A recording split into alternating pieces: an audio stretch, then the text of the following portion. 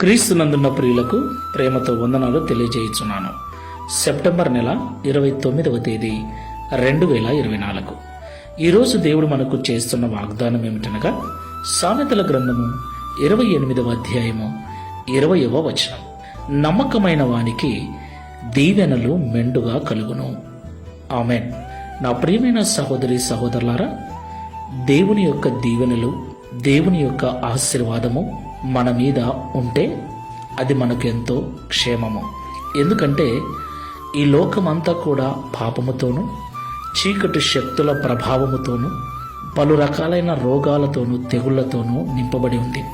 ఎటువైపు నుండి ఎలాంటి నాశనము మన మీదకి వస్తుందోనని నిత్యము భయముతో బ్రతికేటువంటి దినాలివి.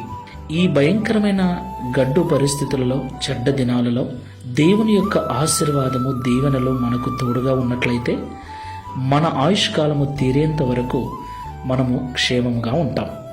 దేవునికి మహిమ కలుగును గాక.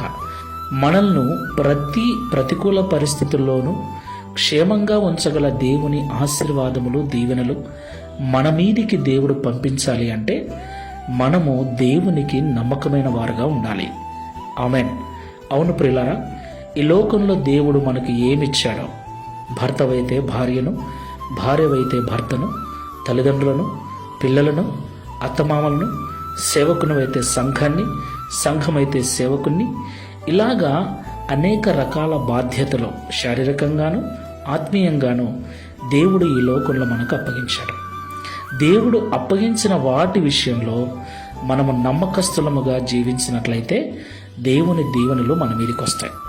ఈ మాటలు వింటున్న ప్రియ సహోదరి సహోదరుడా, దేవుడు నీకు దేనినైతే ఈ లోకంలో అప్పగించాడో ఆ పని పట్ల, ఆ వ్యక్తి పట్ల బాధ్యతగా నమ్మకంగా నడుచుకుంటున్నావా, లేకపోతే ఒకరిని ఒకరు మోసం చేసుకుంటూ యథార్థత లేకుండా, నమ్మకత్వం లేకుండా బ్రతుకుతున్నారా?